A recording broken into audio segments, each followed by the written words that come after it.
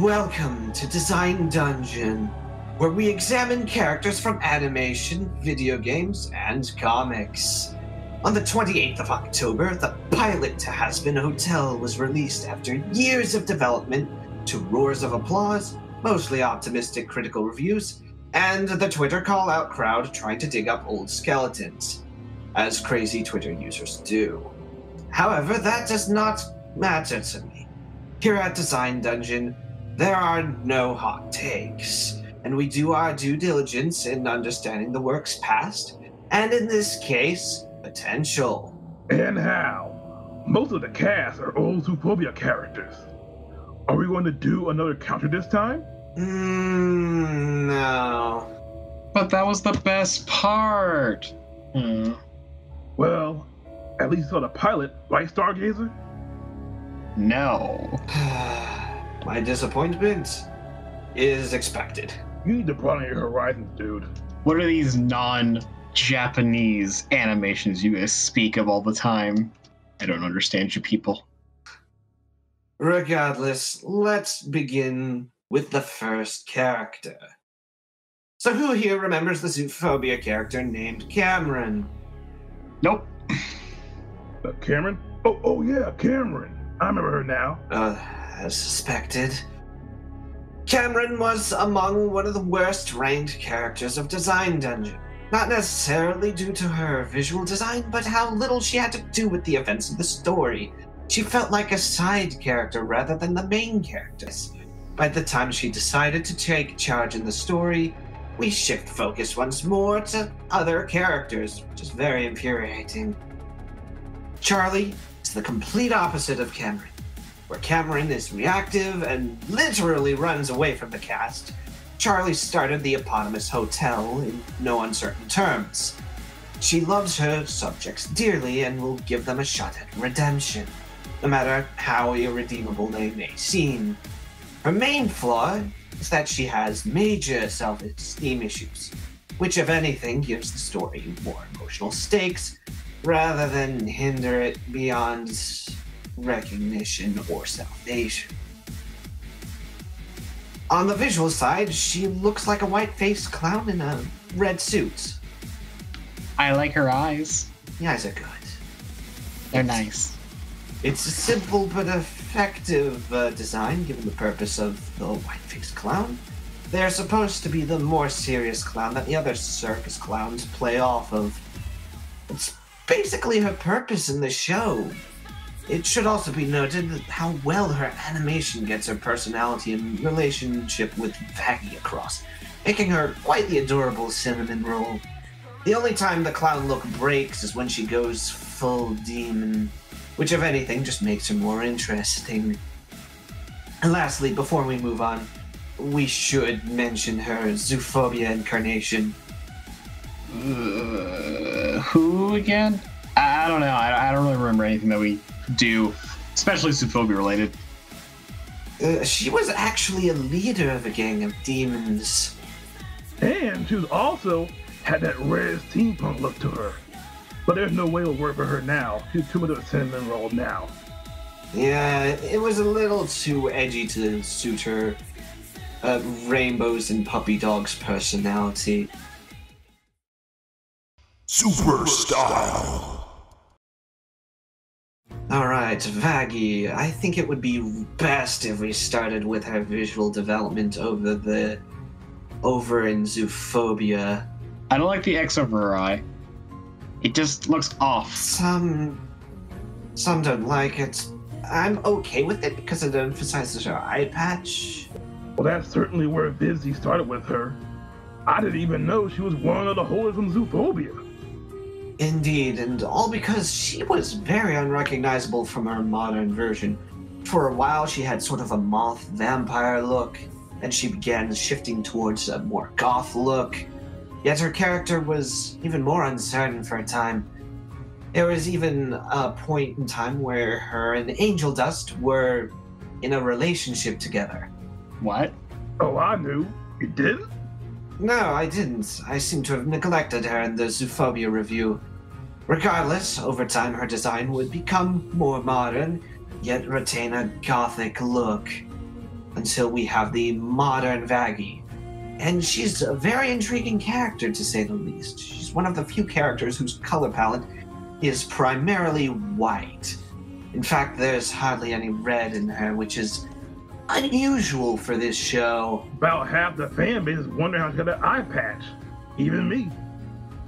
Yeah, there's a lot that I want to know about her, just by how she behaves.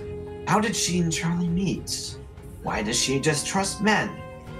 I don't know, and going into speculation would stretch this video out longer than it needs to be. Nonetheless, I find her to be very intriguing.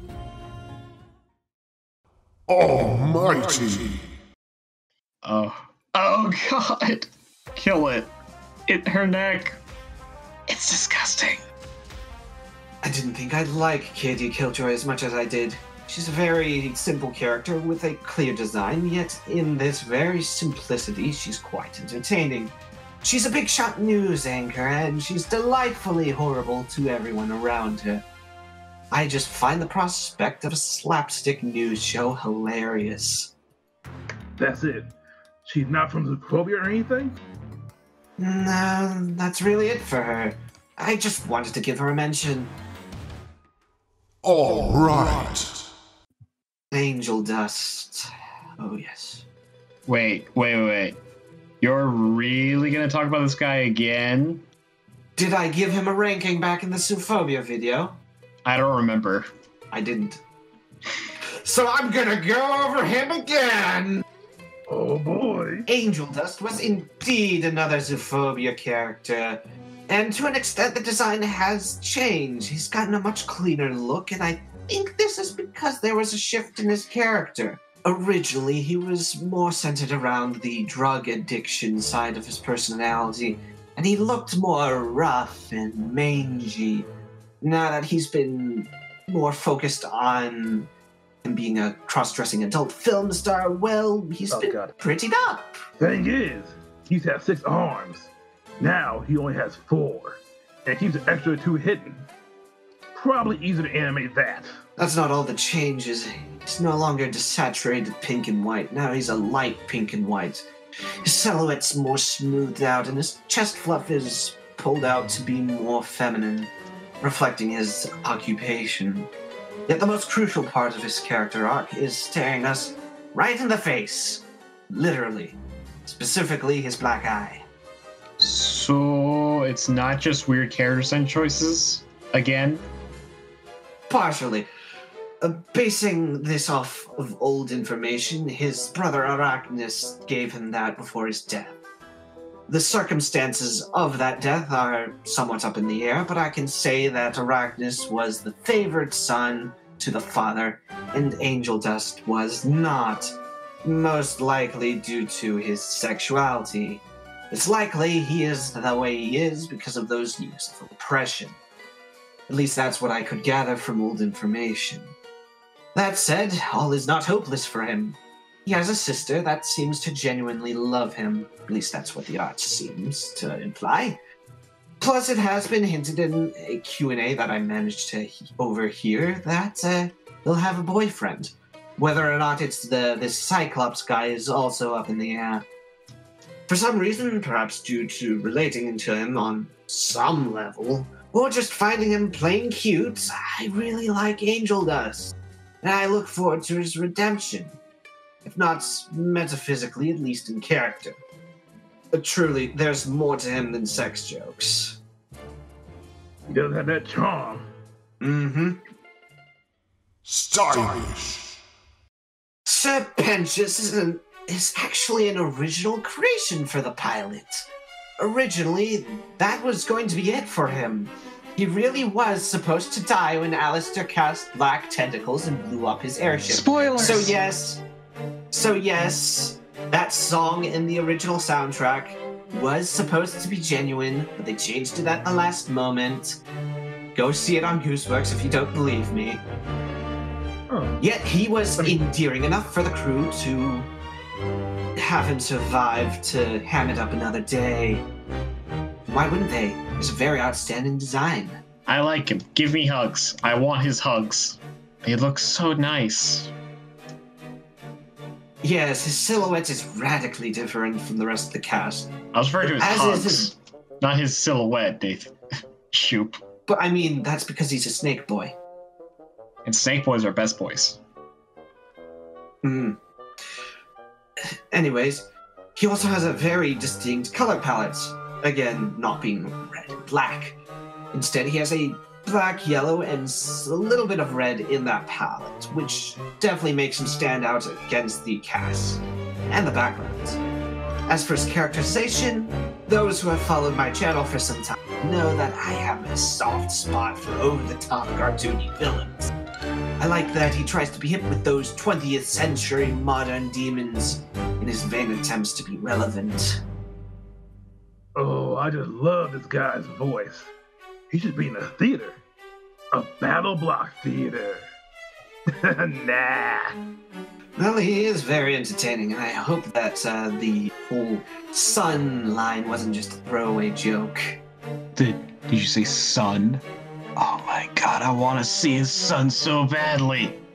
I have no idea if it's actually a thing. I want it to be a thing. That does not stop people from theorizing it. I am theorizing whatsoever. Almighty. Alright, Cherry Bomb. Cherry Bomb, the bomb Pokemon, the evolved form of Nifty. Who's Nifty? We'll come to that later. I know it's the obvious joke, but I get the song Cherry Bomb stuck in my head every time I hear her name. Voice, you didn't see the pilot. Well, every time you guys say her name. On another note, I love the striped legs because as we all know, striped leggings is the greatest thing ever made. I'm not arguing with that. Nonetheless, she's an odd one. Also, and I'm also getting bored with the color palette at this point in time. It's starting to feel the same. Everyone has it. Well, Cherry's an odd one. Not design-wise, no. She's clearly a pyromaniac that likes to get into turf wars with other demons, and apparently is something of a mentor figure to Angel Dust. Which is strange, since she's younger than him. She leaves an impression, but otherwise a side character. The more interesting aspect of her is her earlier Zoophobia incarnation. Behold. Oh my god. Yes, She had 2 eyes. Now she has 1. Oh? She was originally an angel. I honestly have no idea if any of these Zoophobia making has been, given how they look now, but that is nonetheless very interesting. And she did mention in another Q&A, which I luckily managed to pick up, that there will be more focus on the angels, but I don't really have any information on them beyond a few old sketches, so I can't really cover that here. Onwards anyways. All right. It is nearly common knowledge that he's an old character that Vivzi made during the Zoophobia comic. If not earlier, what we know was that he was undead, had magical powers, and had an insatiable hunger for venison. The modern Alistair design is mostly different. He's older, taller, redder. Yet despite looking and sounding more like a deranged radio host, he still has some aspects of being a deer demon at heart. He's still got those antlers, and his hair still remains the same. He even has hoof prints on his boots that sound like a cross between hooves and tap dance shoes. He gives me very, deviant vibes in all the bad ways, and I don't like it. I think it looks kind of cool myself. Oh, I feel like you would. all right then, Stargazer. We start blind next time. Oh no, not my eyes! They're the only thing I value in this world. But moving on. Wait, I got goggles. And moving on. The sound work on Hazbin is really good. He even has his own laugh track playing when he makes a joke. Yes, I don't see why some people don't like the sound design. It reminds me of Ed, Edd and Eddy. And 90% of the sounds are very fitting. Except for that one jerky noise, I don't understand that. Getting back on topic, Alistair is quite the enigma. He's obviously a big shot in hell between the interactions the character have, the short backstory that Vaggie told the audience, and Angel Dust, and his demonstration towards the end of the episode. This really interesting bit of this character is his uncertain motivation around being Charlie. Sure, he says he's in it for his own entertainment, but I can't help but feel that he's not telling us everything. He's also always smiling as a way to intimidate others. He's a swinging, smiling radio demon. All things considered, he's actually quite intimidating despite looking like an edgy OC. You're one to talk about edgy designs. Guilty as charged. As deserved. The one and only Alistair! Huskier is the designated bartender at the Hazbin Hotel. According to the wiki, he grew up in a casino, which would explain for his penchant for gambling and alcohol. If that wasn't obvious by his introduction, his design pretty much spells it out for you. But why is he a winged cat? Excuse me? That right there is an owl cat. This is my tracker. What's an owl cat? Ooh. I have no clue as to why he's so animalistic. Isn't there any stuff on Zoophobia on him? He was a different color palette back then. That's about it. Don't really have much on him, but he's an okay design. Gives a good impression. Is alright. Brutal. Next up is the maid of the hotel, Nifty. Oh, I want to take her home right now. She's so cute. Except for those bug legs, but besides that, she's so cute. Indeed she is.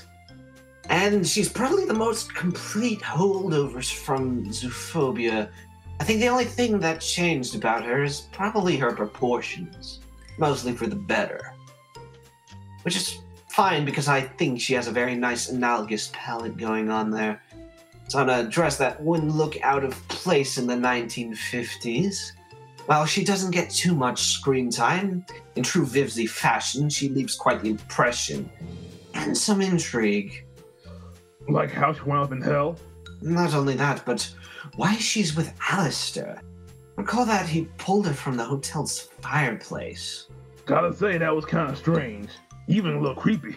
She is quite mysterious. What we do know is that she was dormant for some time, and has some fixation on boys, asking if there were any in the hotel, all the while mistaking Angel Dust for a girl. She is undoubtedly from the 1950s. The 50s. Nice on the outside, horrifying on the inside. Makes me uncomfortable. That might just be the case. All right. Bonus round. Thankfully, Hazbin Hotel was far more focused than Zoophobia, yet there are many minor characters that either stood out or are going to be important. So we will quickly go over them without any ranking. The Egg Boys. Wow, it's the minions, but actually interesting. Razzle and Dazzle. They are adorable. I forgot about those. Wait, which one's Razzle and which one's Dazzle? I don't know. How can you say that? This is important to the review. Calm down, dude, calm down. You don't understand. How can we be professional if we don't know which is which? Maybe there will be a tell in due time. Cool. Criminy. I, for one, am glad she no longer looks like JJ, because that would be very confusing. Oh, I remember her. I thought you changed her hair or something.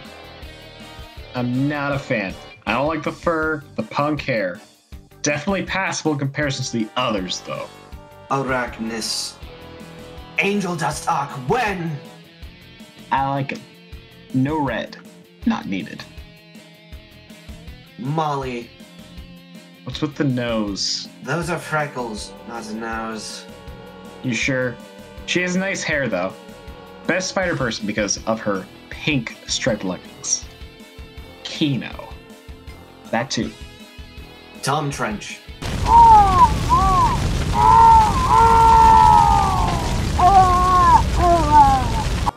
Sparta. A new challenger approaches. I wouldn't call her an apex predator. I give her 3 tentacles up.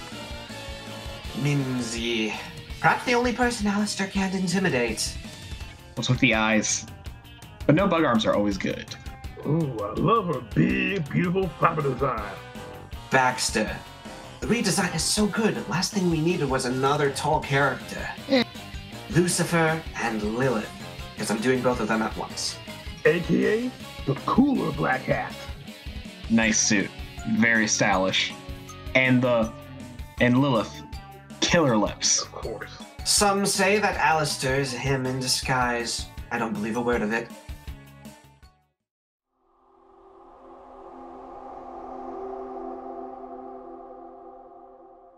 The Angels. I have a very bad feeling about these guys. I really do. As it turns out, exterminators are the only ones who can permanently kill demons. I don't know, fam. I think that's a lie by the angels to take the jobs of the demons. They can just kill themselves just fine. Now, supposedly, demons are very durable, and most of them that have suffered throughout the pilot might still be alive. Nonetheless, they're probably the most interesting thing, because we've only a few bits and pieces of material to go off of. I don't know how they'll look in the heaven portions of Hazbin Hotel, but they have been alluded to in a Q&A session that I've luckily managed to catch. I haven't seen all the Q&As, but nonetheless, what information I could get, I appreciate. Alright everyone, final thoughts on Hazbin Hotel. Overall, well worth the wait. Even if there are some pacing issues, it's still good. Character design's good. Intro premise. Looking forward to the next episode if it comes out. Same here. I really hope it gets picked up by a studio that can help, yet won't mess with the project's vision. What about you, Star? I want to see episode 1. Yes, you should see it now! See it now! Now. But Pokemon. Come on. Oh, by the way, are you gonna do Hello Boss 2? God damn it, why are there so many?